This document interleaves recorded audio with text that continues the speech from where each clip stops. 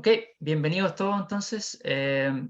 Nos convoca el día de hoy el webinar número 5 de INCOSE Latam, donde tenemos el placer y el honor de presentar a Juan Navas, que nos va a dar una presentación titulada Arcadia y Capella, la importancia de la arquitectura en el diseño de sistemas en un enfoque en BSI. Juan Navas es un arquitecto de sistemas con más de 12 años de experiencia en la realización e implementación de prácticas de ingeniería de sistemas en múltiples organizaciones. Él actualmente está a cargo del equipo de expertos de modelización y simulación de la División Central de la Ingeniería del Grupo Thales, y se dedica la mayor parte de su tiempo a la formación y otras actividades de consultoría en todo el mundo para Thales y para otras organizaciones.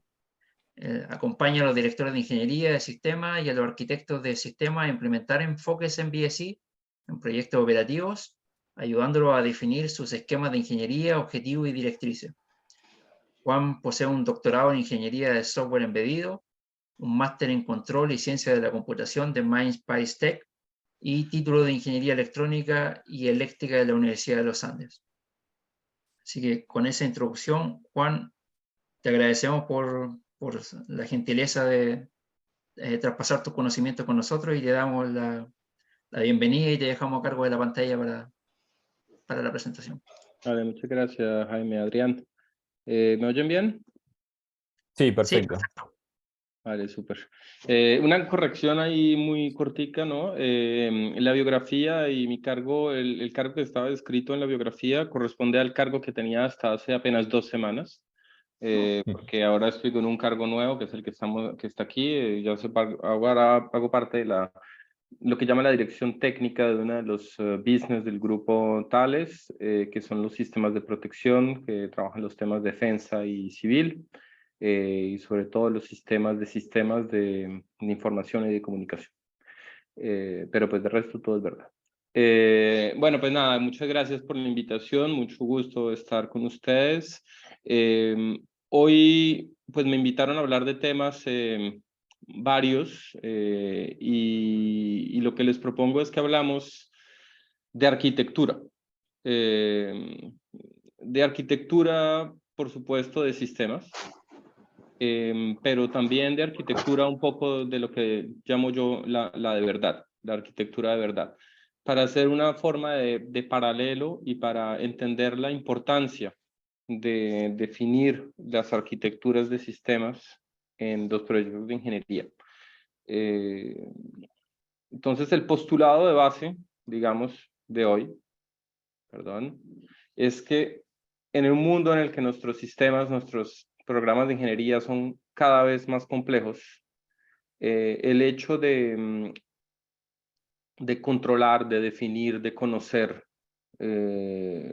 las arquitecturas de las soluciones, de los sistemas que proponemos, es un factor de ejecución, digámoslo así, de éxito en nuestros proyectos.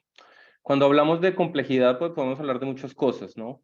Podemos hablar de la complejidad de los sistemas propiamente dicho, sistemas que cada vez están más interconectados, vamos a hablar un poco de eso justo después. Sistemas que cada vez tienen más componentes, sistemas que cada vez tienen más funciones, sistemas que comunican con muchos más sistemas, que tienen muchos más usuarios de perfiles diferentes. Pero también podemos hablar de la complejidad, no solamente de los sistemas, sino de las organizaciones que ponemos a disposición para desarrollar, construir, mantener e incluso desmantelar esos sistemas. Y también podemos hablar de la complejidad que viene del alto número de aspectos, de reglamentaciones que estos sistemas tienen que respetar y por lo tanto de partes involucradas no directamente, como puede ser un cliente, sino más bien indirectamente, como puede ser una autoridad de seguridad, las autoridades que emiten las normas de ciberseguridad. Todas esas partes implicadas no lo están directamente, pero no por eso dejan ser importantes. Entonces, el postulado es que para manejar esto, para sacar adelante este tipo de proyectos cada vez más complejos, de sistemas complejos y de organizaciones complejas, necesitamos conocer, construir y realmente controlar la arquitectura de los sistemas. La complejidad, bueno, solamente para dar algunos datos, digamos, concretos, esto es una figura que data ya del año 2015, ya comienza a ser un poco vieja, y se proyecta hasta el 2025. Y lo que dice es el número de objetos conectados que vamos a, digamos, en billones, que va a haber en el 2025, y ustedes ven claramente que el crecimiento es exponencial. En ese momento la tendencia era tener 75 billones de objetos conectados o conectables en el 2025. Las últimas predicciones más bien es como 100 billones. Y en todo caso, en el 2019, que es cuando se hizo, digamos, el update de la predicción, estábamos 26.66, 75 es 3 veces. Entonces, no sé, pónganse a pensar, ustedes probablemente estén siguiendo este webinar en un computador, que es un objeto conectado, y pueden tener un teléfono, que es otro objeto conectado, algunos tienen relojes que también son conectados, podemos tener una nevera conectada, etcétera, etcétera. Ya multipliquen eso por 3 y van a ver la cantidad de objetos que vamos a tener conectados en el futuro y que tenemos conectados ya. Esa cantidad de objetos conectados, pues hay una regla, digamos, matemática muy lógica que calcula el número de interfaces como una función del número de objetos que están conectados. Y pues, a ver, eso crece, digamos, de manera no exponencial, pero casi, o incluso más asintótica. Entonces, a medida que tenemos objetos conectados, pues la complejidad aumenta, porque el número de interfaces aumenta. Pero también aumentan las oportunidades. Las oportunidades de conectar esos objetos para tener, digamos, para ofrecer nuevos servicios. No necesariamente, y eso lo vemos mucho en nuestra industria, que las mayores innovaciones no necesariamente vienen de, digamos, de creación de nuevas funcionalidades de los equipos, de los sistemas propiamente dichos, sino más bien la capacidad de abrir esos sistemas y de poder interconectarlos con otros sistemas y que juntos puedan ofrecer nuevas capacidades. Entonces viene la pregunta, ¿cómo, digamos, orquestamos, o sea, integramos esos equipos, esos sistemas para producir los efectos, las capacidades que queremos? Y ahí es donde viene un primer paralelo con el mundo, digamos, de la arquitectura de la de verdad, del mundo de la construcción. En el mundo de la construcción, que todos conocemos, uno parte de, digamos, de estas, digamos, unidades básicas, ¿no? Madera, ladrillos, tubos. Y a partir de la composición de esas unidades muy básicas, pues uno llega a construir cosas como esta. Esto, para los que no lo conocen, es el Museo Guggenheim en Nueva York, que fue construido en 1959 y el arquitecto de este museo es un señor que se llamaba Frank Lloyd Wright, que si se dan cuenta murió el mismo año de la inauguración del museo. De hecho, murió algunos meses antes de la inauguración del museo. Este museo, pues es un museo, ¿no? Alberga obras de arte, pero es muy famoso porque el museo es una obra de arte en sí. Por la manera como está construido, por la originalidad de la construcción y por la forma como fue construida su arquitectura. Entonces, lo que quiero mostrar es algunos paralelos entre, digamos, la aproximación de la arquitectura en el mundo real, digamos, en el mundo de la arquitectura de verdad, de los edificios, de las construcciones, y cómo esos conceptos se aplican también para la ingeniería de sistemas y la arquitectura de sistemas. Entonces, comencemos, por ejemplo, con uno de los principios básicos de la filosofía, por ejemplo, de este arquitecto, que era uno de los, digamos, estandartes de algo que se llamaba la arquitectura orgánica. La arquitectura orgánica básicamente ponía el acento en 3 aspectos que consideraban muy importantes. En inglés ya hago el paréntesis, las diapositivas están en inglés porque el trabajo todo lo hacemos en inglés, pero pues, si tienen alguna pregunta no duden en decirme. Bueno, la intención, el primer aspecto, purpose, intención, el ambiente o el ecosistema en el que la construcción va a estar ubicado y la forma de la construcción. Y básicamente la reflexión acerca de la arquitectura y la definición de la arquitectura debe tener en cuenta para, digamos, siguiendo los principios de la arquitectura orgánica, estos tres aspectos. Entonces vamos a ver cómo en el caso del edificio del Museo Guggenheim, estos aspectos fueron tenidos en cuenta, digamos, de manera muy rápida, ¿no? Porque obviamente no tenemos tiempo para hablar largo y entendido de esta arquitectura. Hay libros que se han escrito al respecto, de hecho se los recomiendo, son muy interesantes, pero bueno, vamos a hacerlo de manera, digamos, bastante corta. Primero, la intención. Y cuando hablamos de la intención, tenemos que hablar primero de quiénes son las partes involucradas. Las partes involucradas no solamente es el cliente que tenemos al frente es una parte involucrada muy importante, por supuesto, es quien paga. Pero muchas veces el cliente es un representante del usuario final y no estamos conectados directamente o no tenemos la opinión del usuario final. Les doy un ejemplo, en varias agencias del mundo de la defensa, no solamente en Europa, sino también en Estados Unidos, existen unas entidades que están adscritas generalmente a los ministerios de defensa, que son las encargadas de aprovisionar equipos, sistemas y todo tipo de bueno, radares, aviones, etc.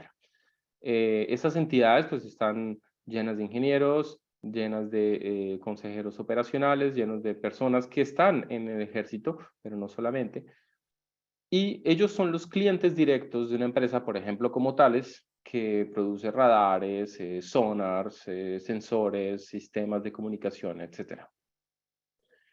Sin embargo, el cliente, en este caso, no es el usuario final. El usuario final de un sonar probablemente sea el operador de un submarino.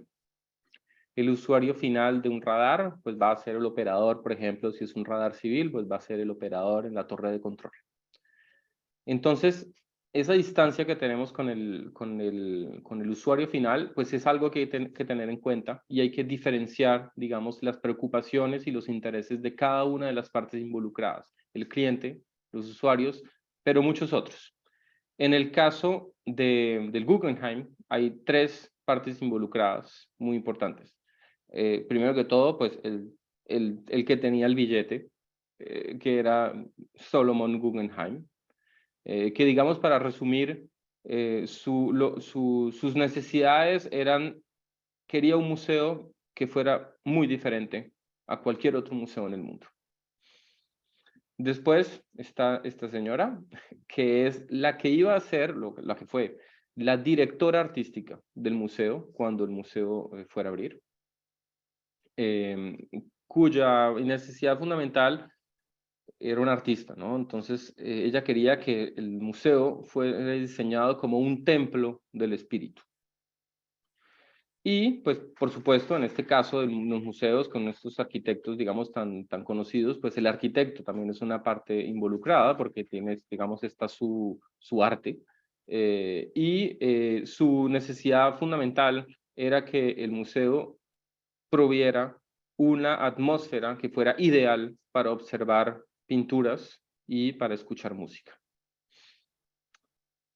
Pues digamos que si en sus proyectos han tenido exigencias, requerimientos que son muy vagos, pues estos requerimientos son un ejemplo de lo que no es un requerimiento muy bien definido, ¿no? Esto es muy ambiguo.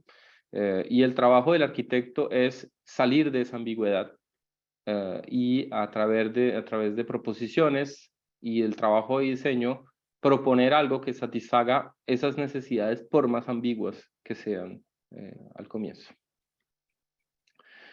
Este es un ejemplo de una de las pinturas que iban a ser, que habían sido compradas antes de la construcción del museo y que eran de las que iban a ser mostradas en las primeras exposiciones del museo. Lo muestro porque esto muestra claramente que en la época este museo quería ser revolucionario, tanto como las pinturas, las obras de arte que se iban a mostrar en este museo.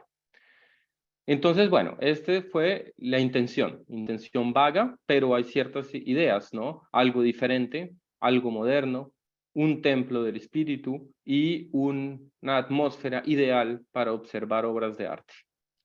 Pasemos al tema del ambiente, del ecosistema. Esto es una foto de dónde está ubicado o dónde iba a estar ubicado este museo. Pues obviamente ven un museo aquí en el centro, está al lado del Central Park, de un parque casi tan grande como varios barrios de una ciudad. Está al frente de una avenida que se llama la Quinta Avenida y está en el centro, digamos, en el punto neurálgico de Manhattan, en Nueva York. Si observan alrededor, todos los edificios alrededor del museo son bloques, digamos, rectangulares. Y la forma del museo es algo que, digamos, contrasta con lo rectangular y que está mucho más cercano, digámoslo así, de los árboles del parque. Hay que saber que este arquitecto era uno de los pioneros, digamos, de la ecología en esa época, hace ya casi un siglo, y era muy, digamos, intentaba imitar las formas naturales. Consideraba que era una buena arquitectura, tenía que imitar las formas naturales, y pues vemos claramente que hay una armonía no entre los edificios y el museo, ahí hay un contraste, pero entre el sitio donde está ubicado, al lado del parque, del Central Park, los árboles, la vegetación y la arquitectura del museo. Pasando a la forma, el tercer aspecto que queremos ver, hay que recordar una frase que no es del arquitecto Frank Lloyd Wright, sino de uno de sus maestros que se llamaba Louis Sullivan, y que decía que la forma, sigue a la función. Es decir, que hay que primero pensar en la función de una construcción, el por qué esa construcción, para qué sirve, y la forma debe adaptarse a ese objetivo. El Frank Lloyd Wright lo resumió en su forma diciendo que forma y función es una sola cosa, que es algo bastante extremo, pero tal vez una manera de ilustrarlo es lo que se llama una rotonda. Esto que ven aquí, lo que estoy señalando con mi ratón, es una especie de rotonda, pues son unas rampas que van bajando o subiendo según como se observe y que permiten dar vueltas a través del museo, digamos, bajando, porque digamos que el mecanismo el circuito para ver las obras de arte del museo, como ningún otro museo en esa época, es que al llegar al museo uno tiene que tomar el ascensor, ir hasta el último piso y después bajar por esta rotonda. Bajar, ¿por qué? Porque al bajar de una rotonda uno no está haciendo esfuerzo, no está subiendo escaleras, está bastante cómodo.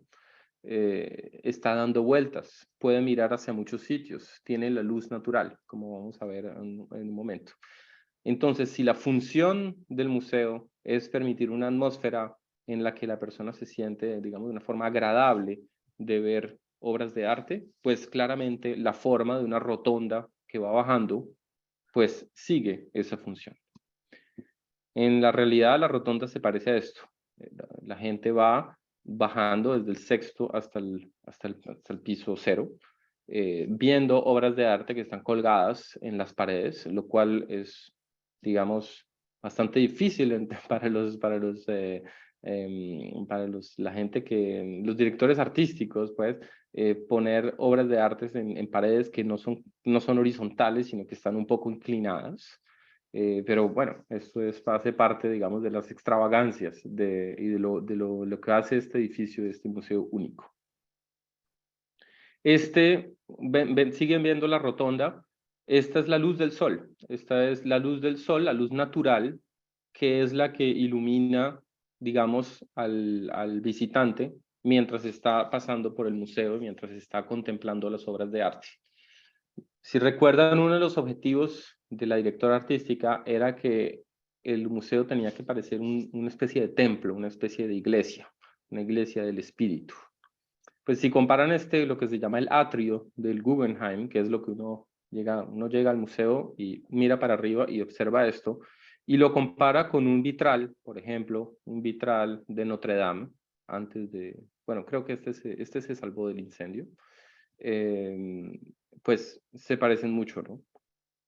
Tiene ese sentimiento, digamos, religioso, tiene ese sentimiento de ser un templo, de llegar a un sitio con una cierta mística, artística, por supuesto, no religiosa, pero hay una mística.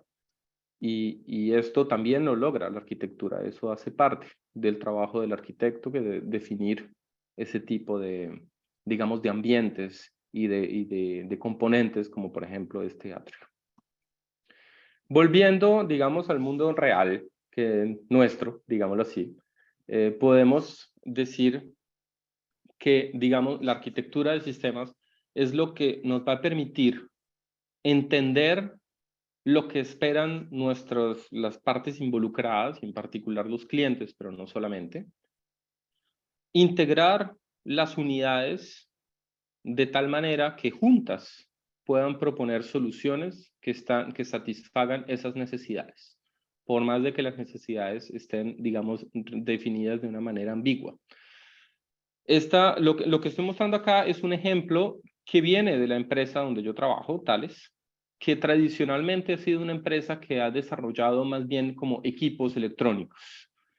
Bueno, tradicionalmente, digamos, hasta comienzos de los años 2000, en el que básicamente la empresa lo que definía era, por ejemplo, un data center o una pantalla, o digamos un sistema de visualización, o una cámara, o un radar, etcétera.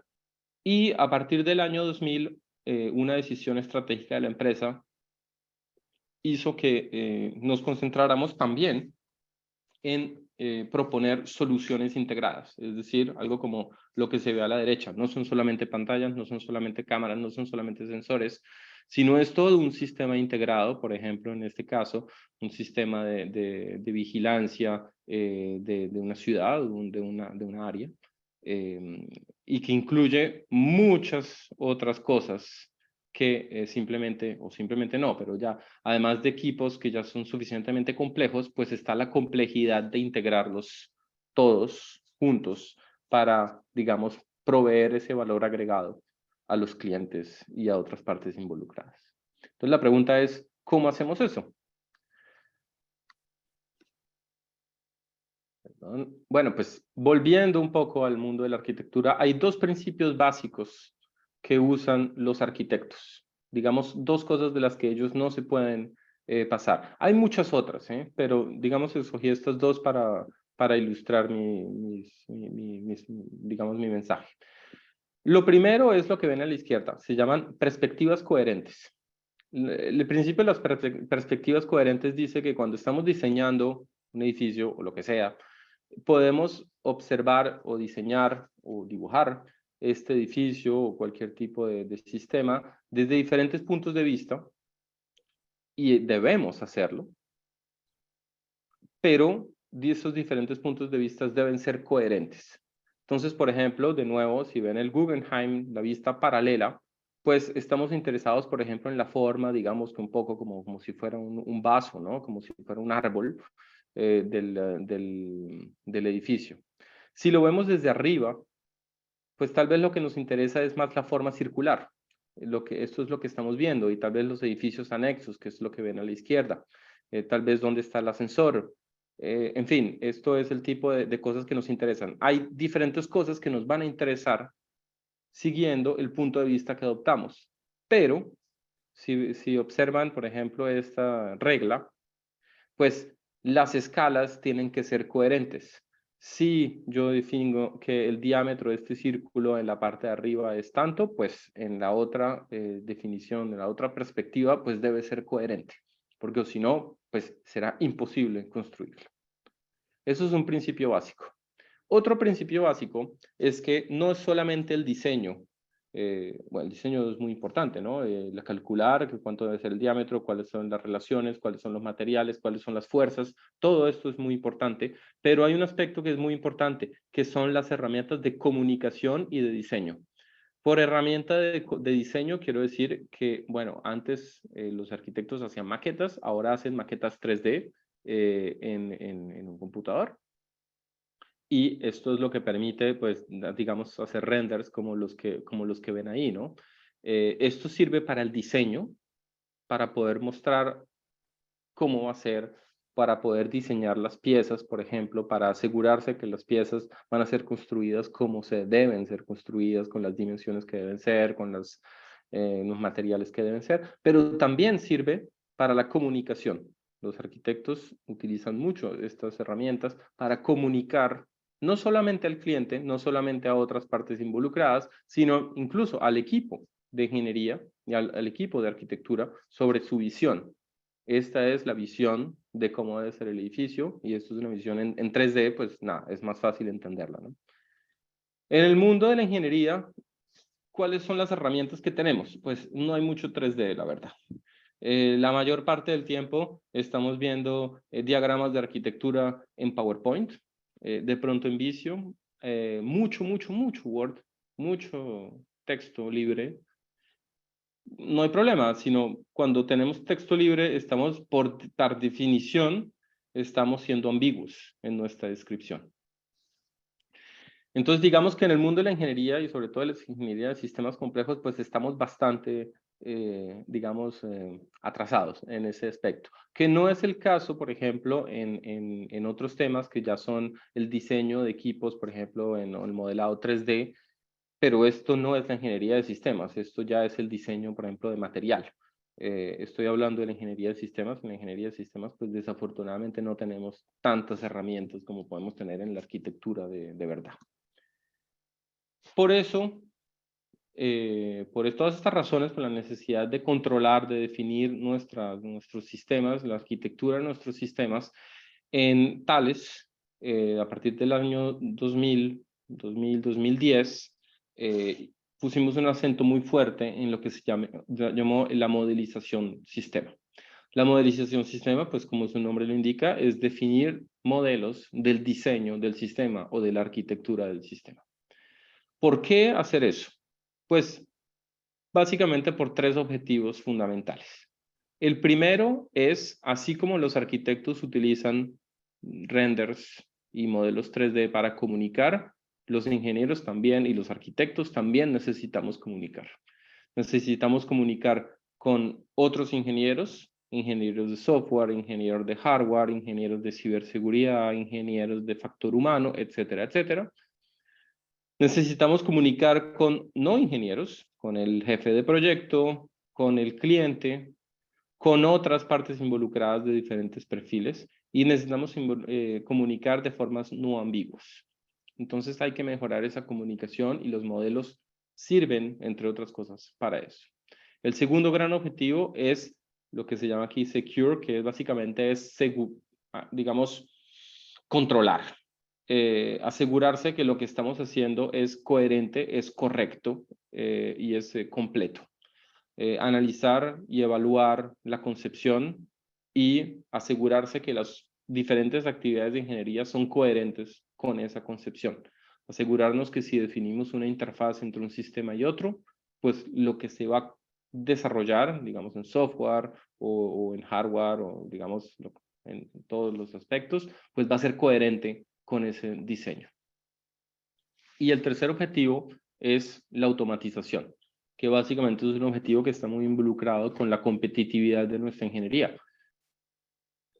Como en todas las, digamos, todos los sectores de producción, la optimización de los procesos es fundamental, es un objetivo, digamos, que libera márgenes financieras y pues una empresa de ingeniería no está ajena a esas problemáticas. Hay que optimizar los procesos de ingeniería. Y una manera, hay varias, pero una de las maneras para optimizar de esos procesos de ingeniería es automatizar algunas tareas que, digamos, no tienen un fuerte valor agregado. Si todo nuestro diseño está en un modelo, ¿por qué volver a escribir un documento que describa el diseño? Lo que hacemos mucho en Thales es, a partir del diseño, en un modelo, Capella, que voy a hablar ahora, pues nada, básicamente generamos la documentación del diseño. Al final, antes de que digamos, el documento sea entregado al cliente. Antes de eso, nos estamos focalizando sobre el diseño propiamente dicho, sobre el compartir la información del diseño, asegurarnos que lo que se está diseñando es correcto y que lo que se está diseñando va a construirse y va a ser verificado. ¿Cómo lo hacemos? De nuevo, con el cómo. Pues básicamente nosotros, los modelos de arquitectura tienen 3 componentes que son fundamentales. La primera es el lenguaje, el segundo es el método y la tercera es la herramienta. El lenguaje básicamente es identificar, definir unos conceptos que sean entendidos por todos los ingenieros. Unos conceptos comunes, que no es simplemente decir una caja y una flecha, sino unos conceptos que estén relacionados con el dominio, con el tema de ingeniería que estamos manejando. Si estamos haciendo radares, no vamos a tener los mismos conceptos que si estamos haciendo un edificio. Entonces, el lenguaje son esos conceptos. El método es cómo construimos, cómo desarrollamos información, cómo generamos información que sea coherente con esos conceptos, en qué orden y quién hace qué. Este es el método. Y la herramienta, pues, si no estuviéramos haciendo modelos, pues no habría herramientas, simplemente básicamente sería texto. Pero, pues, que estamos haciendo modelos, pues hablamos de una herramienta. Los 2 pilares de la aproximación que tenemos en la empresa, y no solamente en Thales, sino en muchas otras empresas, puesto que esta herramienta y este método son algo que ha sido puesto a disposición, digamos, de todos y todos pueden usarlos, es básicamente la parte de los conceptos y del método está definido por un método que se llama Arcadia, que quiere decir Architecture Design Method. Y la herramienta, esta es una herramienta pues, que se llama Capena. ¿Por qué las 3 círculos están, digamos, entrelazados? Pues porque lo que vemos, lo que observamos, es que cuando tenemos una herramienta que no está integrada al método ni a los conceptos, pues cada vez que vamos a usar esa herramienta de modelización de sistemas, pues tenemos que volver a inventar la rueda, inventar nuevos conceptos, instanciar esos conceptos, y hay una cantidad de operaciones que no son de valor agregado para los ingenieros, y básicamente es la configuración de las herramientas que son bastante costosas, digamos, en tiempo y en dinero. Si tenemos un método que no está conforme al lenguaje, pues básicamente tenemos problemas, ¿no? Si tenemos un método que no tiene herramientas, pues estamos en un mundo que no es el mundo de la ingeniería basada sobre los modelos. Los 3 son completamente dependientes. En la herramienta tenemos que tener los conceptos de ingeniería, porque de otra forma, pues siempre va a haber una ambigüedad, siempre vamos a tener que estar preguntándonos, bueno, pero esta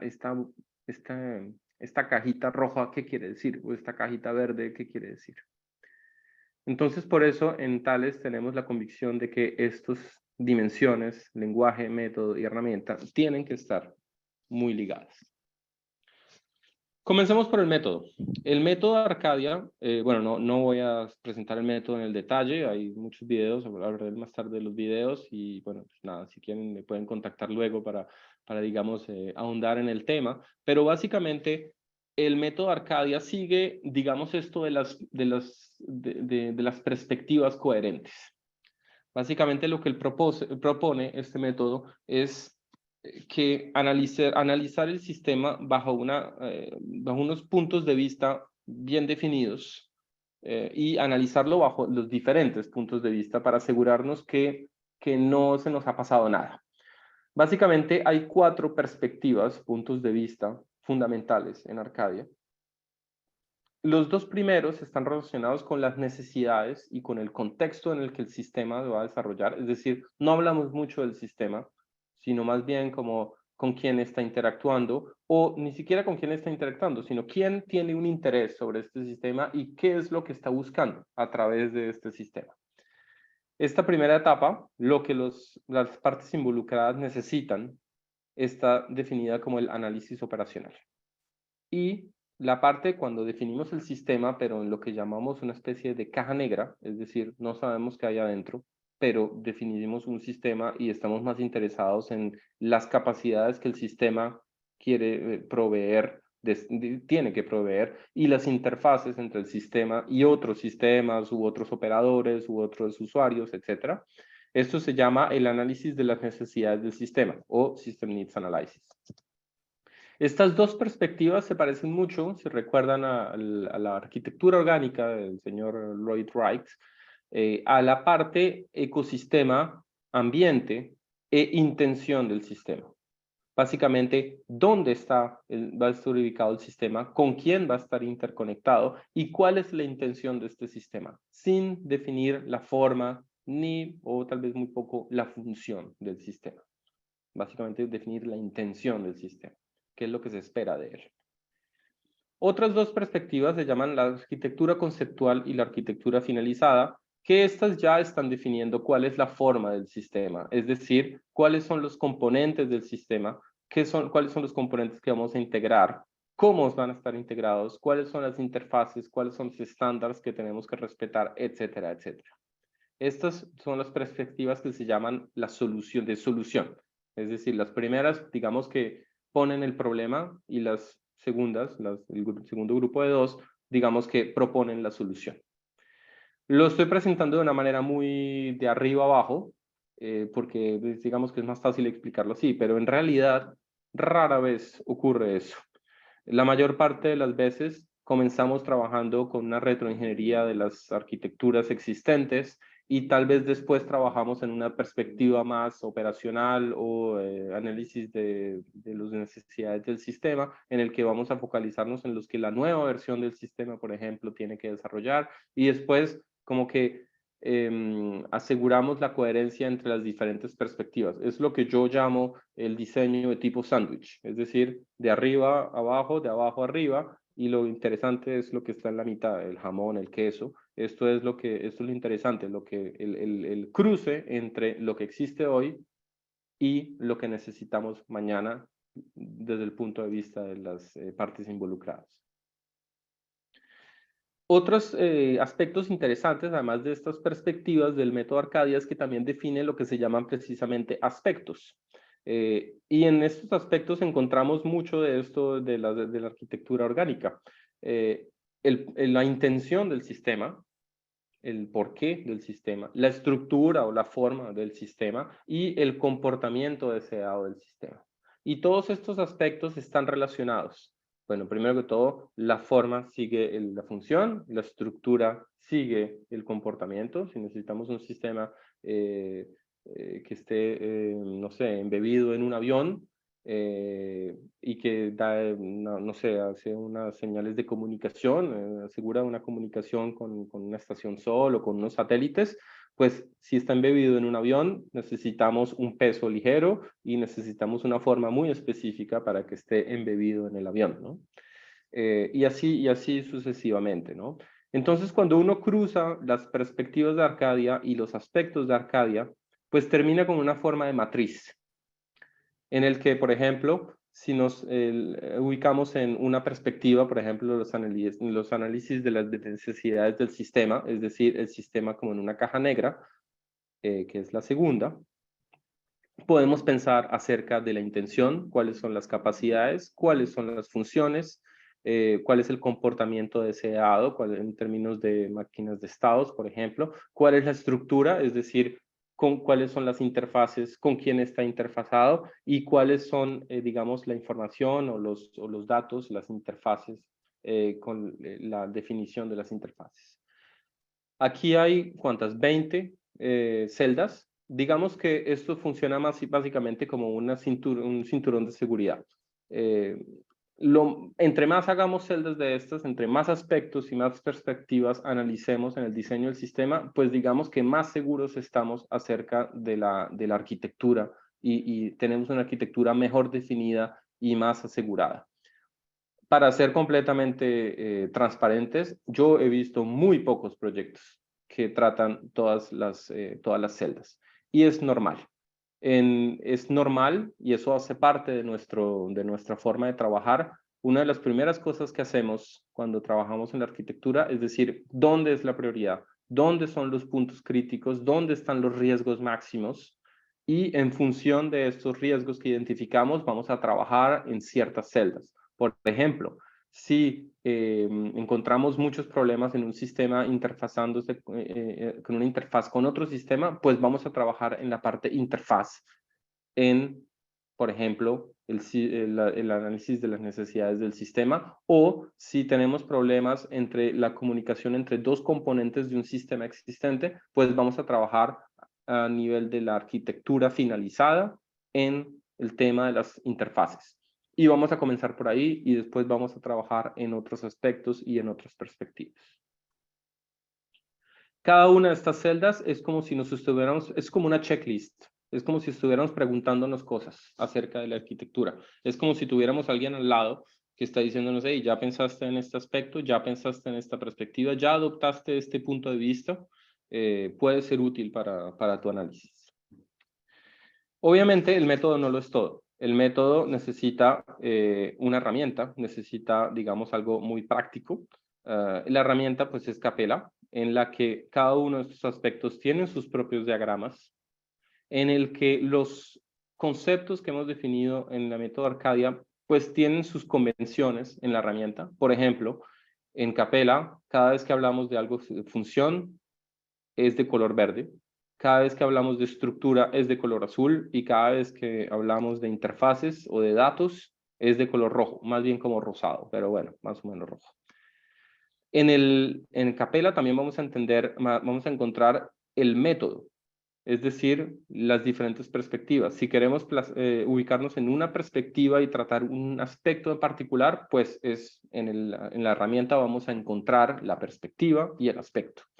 Y la herramienta nos va a proponer una serie de diagramas, una serie de actividades de ingeniería soportadas con diagramas o con vistas para tratar esos aspectos. No quiere decir que tengamos que hacerlas todas, sino que podemos escoger una de esos tipos o varios de esos tipos, hacer un diagrama o varios diagramas, es decir, es, digamos, a gusto del consumidor.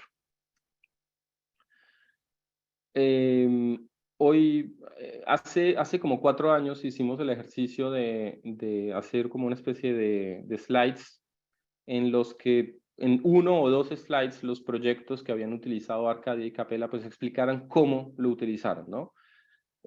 Miren el número de slides, 279 hace 4 años. Entonces, digamos que esto ha sido madurado con cientos de proyectos de Thales y no solamente de Thales, porque desde el año 2014 la herramienta y el método están disponibles para todos y pues ahorita daré el canal YouTube para que vean la cantidad de videos y de webinars que han sido hechos al respecto.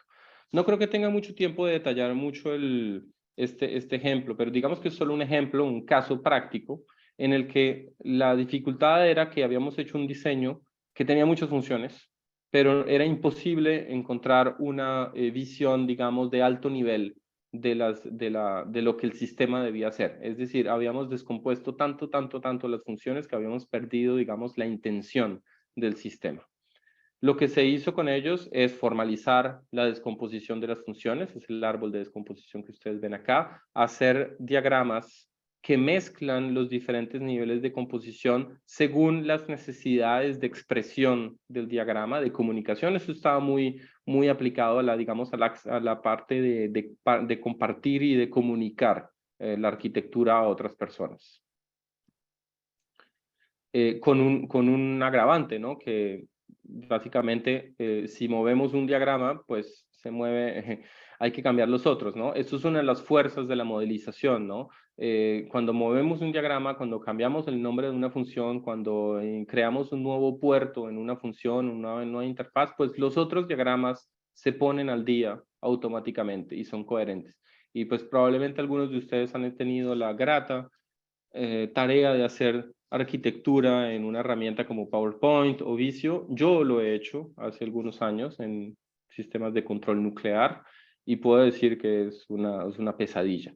Pues esto es un acelerador, digámoslo así, mejor dicho, permite focalizarse sobre las tareas, digamos, de verdadero valor. Vamos a pasar rápidamente eso. Tal vez para terminar, hay un concepto muy importante en Arcadia, en el método Arcadia y en la herramienta, por supuesto, Capella, que se llama la functional chain, la cadena funcional. La cadena funcional es básicamente el sistema tiene una intención, tiene un objetivo de alto nivel que va a ser útil para las partes involucradas y necesitamos describir cuáles son los componentes, cuáles son las funciones que están involucradas cumpliendo este objetivo. ¿Por qué son importantes? Porque es un concepto que nos ayuda mucho, no solamente para el desarrollo. Hay muchos proyectos que se basan en las cadenas funcionales para, por ejemplo, definir la forma, digamos, el ritmo y el planning de la ingeniería. Primero vamos a resolver estas cadenas funcionales y después estas y después estas y después estas.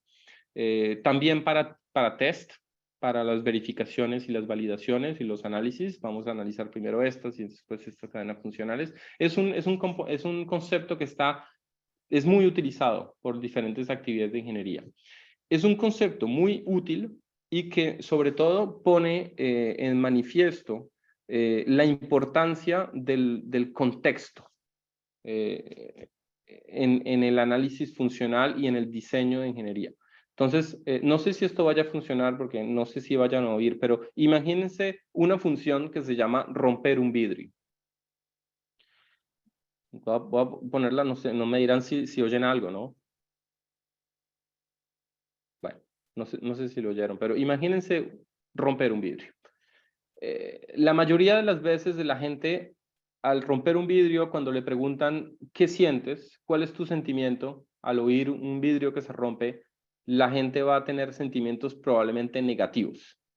Y efectivamente, existen contextos en el que romper vidrios es bastante negativo. Por ejemplo, tenemos una cadena funcional, digamos, que da miedo, que se llama romper el vidrio de un carro. Pues esto es, sobre todo si estamos dentro del carro, pues es bastante miedoso, ¿no? Sin embargo, hay otros contextos en los que esta misma función puede ser solicitada en un contexto, en un caso de uso, que son todo menos miedosos. Por ejemplo, algunos saben que cuando se inaugura un bote, se rompe una botella de champaña. Una botella de champaña, pues es un vidrio. Entonces, en este caso, la función todavía está ahí, romper vidrios, pero el contexto es completamente diferente y es un contexto más bien como alegre.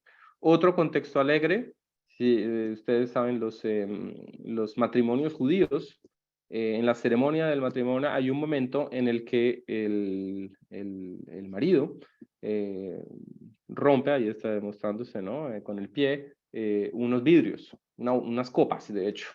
Este es otro contexto en el que el sonido, la misma función, romper vidrio, está, digamos, utilizándose en un contexto bastante alegre. Entonces, estas cadenas funcionales quiere decir, puedo tener una misma función y siguiendo el contexto, esta función puede hacer cosas muy diferentes. Puedo tener una función romper vidrios y según cómo la utilice y la intención de mi sistema, la función va a tener comportamientos diferentes y va a ser usada diferente y la manera de desarrollarla y manera de verificarla y variarla va a ser diferente. Bueno, esto ya es. Ahora, no sé si ya me quedan algunos minutos, muy rápidamente. En el LinkedIn dije como qué temas les gustaría que tocara. Algunos me hablaron de Python for Capella, es una funcionalidad, digamos, nueva de Capella, que insiste en el tema, ok, definimos una arquitectura, pero esos datos, esa información que estamos definiendo en la arquitectura, primero que todo, es usada por una gran cantidad de actores de la ingeniería, lo que invita a preguntarnos cómo la extraigo del modelo. Para extraerla del modelo, pues hay muchas formas, pero Python for Capella es una extensión de Capella que ha sido creada, digamos, recientemente y que permite definir una serie de scripts en un lenguaje Python que mucha gente conoce. y que permite extraer, incluso incluir información en el modelo, pero sobre todo extraer información en el modelo integrada a Capella. Entonces, pues nada, les recomiendo, ahí está el link, echarle una mirada a este webinar. Otras personas me preguntaron acerca de Team for Capella. Si vuelvo a la intención de Team for Capella, es que, ok, desarrollamos una arquitectura, pero esta arquitectura no se desarrolla solo una persona. Bueno, hay proyectos en los que la arquitectura es desarrollada por solo una sola persona, y bueno, está bien. Pero en la mayoría de proyectos complejos, la arquitectura no la desarrolla una sola persona, la desarrolla un equipo de personas. Nosotros hemos tenido proyectos complejos en los que la arquitectura está siendo definida por equipos hasta de 20 personas. Quiere decir que esas 20 personas tienen que estar, digamos, modificando el modelo al mismo tiempo. Para esa necesidad, que es una necesidad, digamos, real, industrial, de la vida real, la solución que tenemos es, por un lado, una solución que se llama Team for Capella, que permite una colaboración, es decir, que varias personas puedan modificar el modelo al mismo tiempo, de manera, digamos, concurrente, paralelas.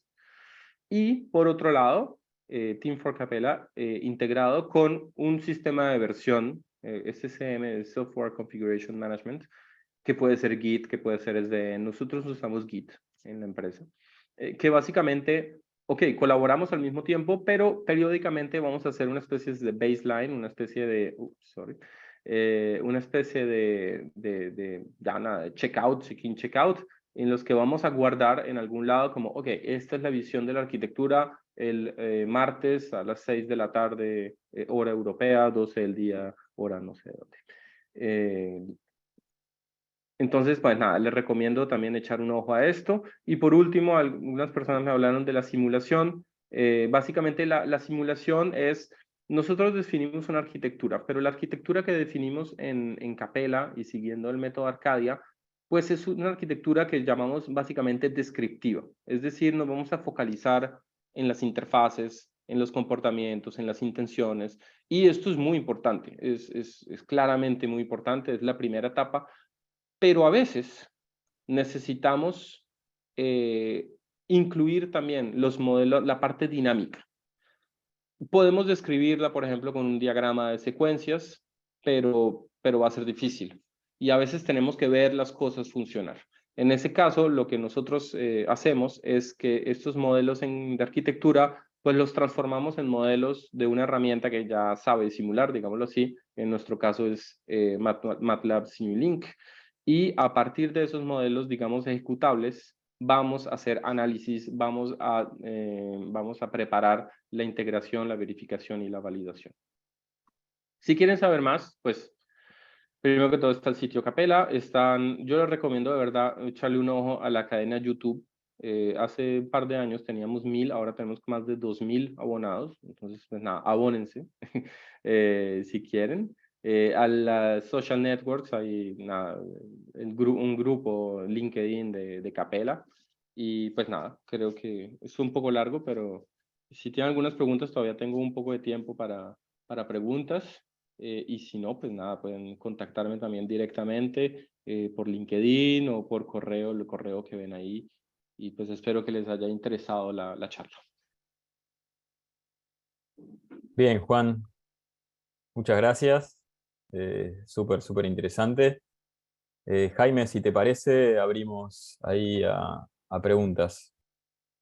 Sí, de hecho tenemos una pregunta en el chat de Gabriel Sousa en portugués, pero si mi traducción en español está correcta, dice, cuando hablas de intención, entorno y forma, ¿cómo se representa la forma en el modelo Arcadia Capella? Sí, la forma en el modelo de Capella básicamente es lo que nosotros llamamos la estructura. Entonces depende también en qué perspectiva estemos. Cuando estamos, por ejemplo, en una perspectiva de análisis de las necesidades del sistema, la forma va a ser quiénes son los actores, cuáles son los sistemas o los operadores que están en contacto con el sistema o en contacto con otros de esos actores. Y cuáles son las interfaces, cuáles son digamos, las conexiones, bueno, esto es más de tema de interfase, pero básicamente va a ser definir el sistema y sobre todo los actores que están alrededor.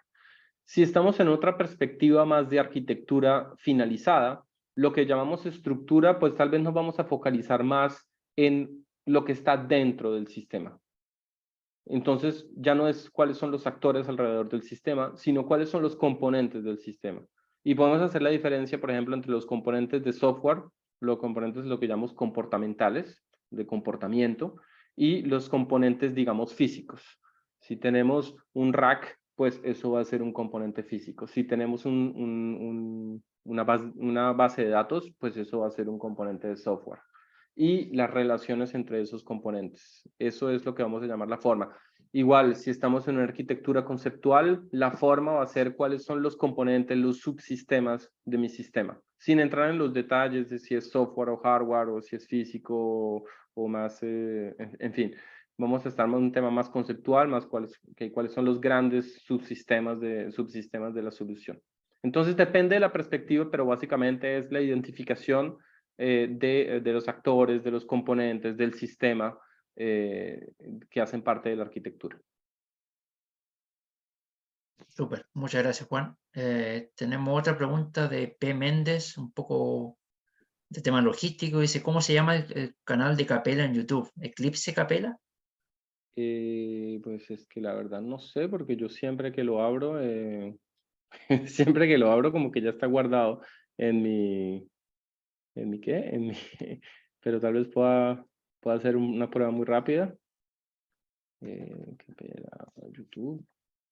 Yo creo que se llama Eclipse Capella, sí. Sí, ahí estoy poniendo el link.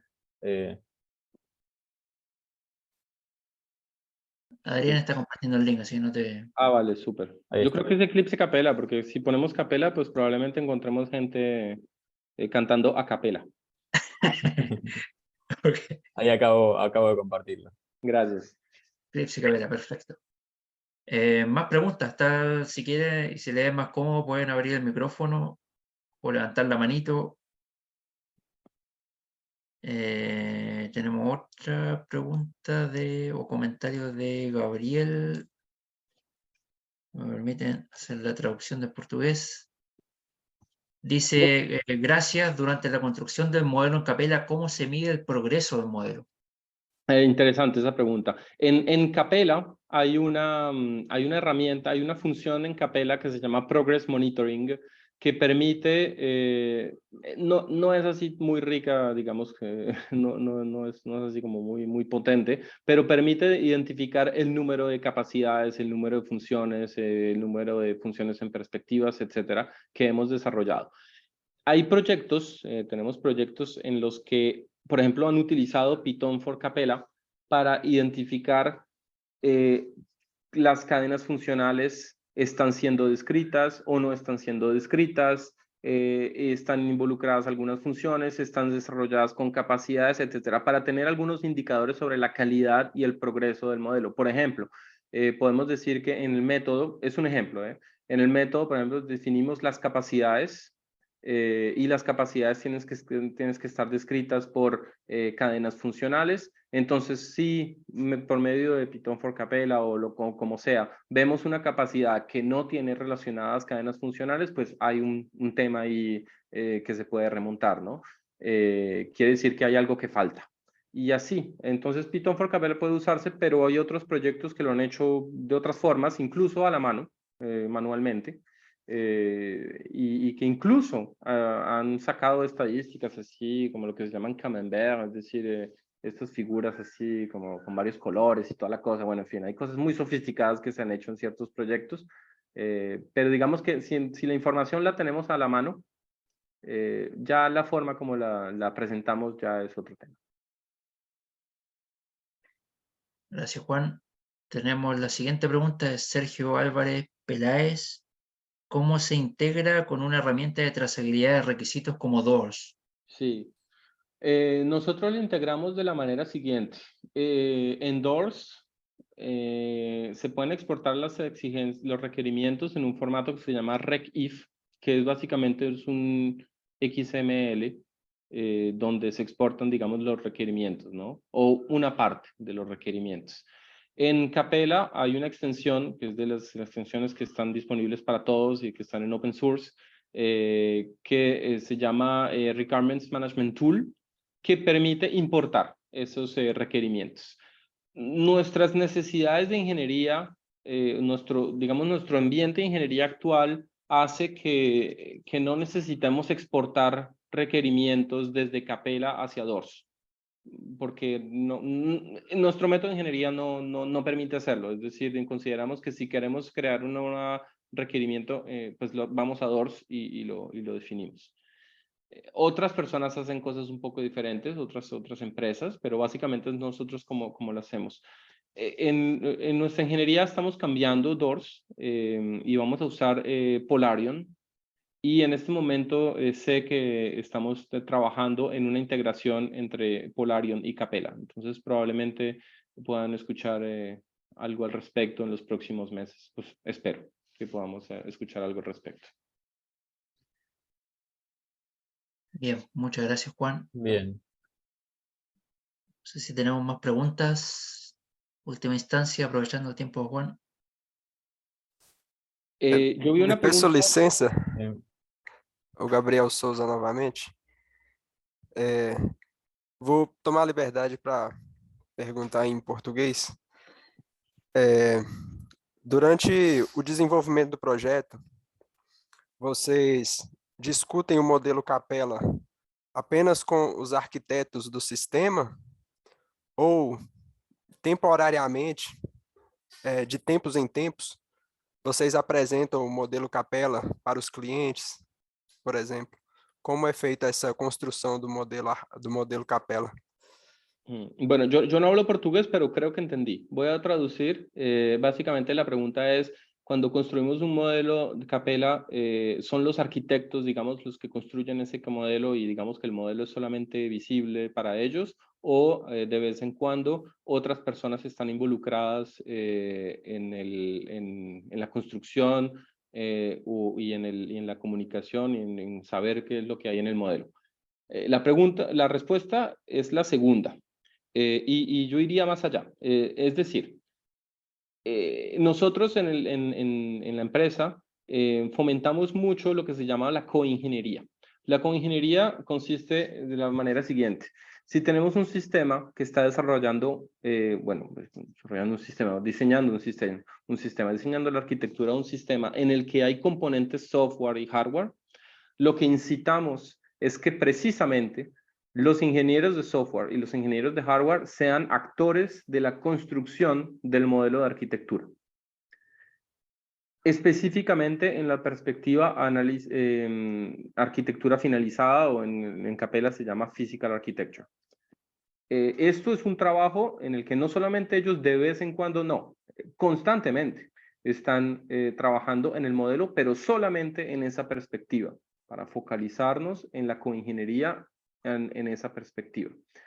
Hay otros casos en los que no estamos haciendo necesariamente coingeniería, pero en los que sí de vez en cuando hacemos talleres, por ejemplo, entre la ingeniería de sistemas y la ingeniería de software, para a partir del modelo definir, por ejemplo, cuáles son las cadenas funcionales o las capacidades que vamos a desarrollar en términos de software en los próximos meses. El software muchas veces trabaja de forma ágil, es decir, de forma iterativa e incremental.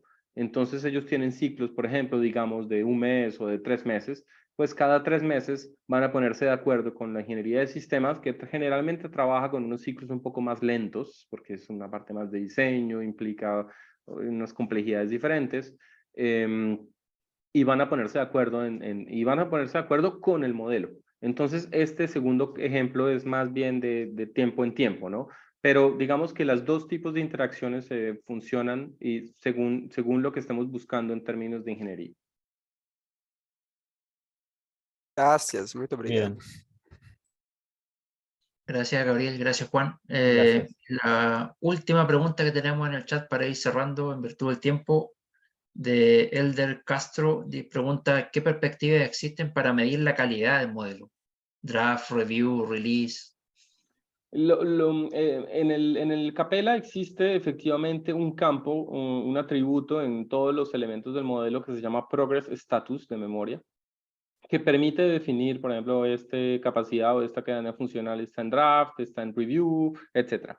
Estos atributos, estos frases, draft, review, release, pueden ser configurados, por cierto, según las necesidades del proyecto. Puede definir review 1, review 2, review 3, en fin, como sea. Esto para mí es ya un avance en cuanto a no medir, pero digamos indicar la calidad del modelo. Me parece a mí que deberíamos ir mucho más allá y deberíamos tener mediciones que no son solamente objeto por objeto, cadena funcional por cadena funcional, sino que miden el conjunto de la arquitectura. ¿Cómo podemos tener una garantía de que una arquitectura está bien construida? Pues no es solamente diciendo que cada objeto está bien construido. Esto es una de las grandes dificultades de la ingeniería que está basada en los requisitos y solo en los requisitos, en los que decimos no porque todos los requisitos estén bien formados y bien hechos, el conjunto de requisitos es coherente y tiene sentido.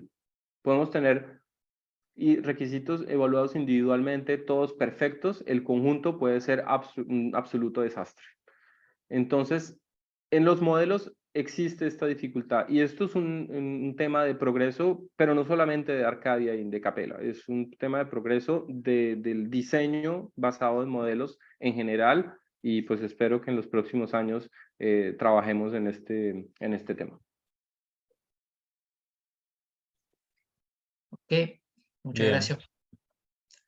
Si les parece, vamos cerrando con esa última pregunta.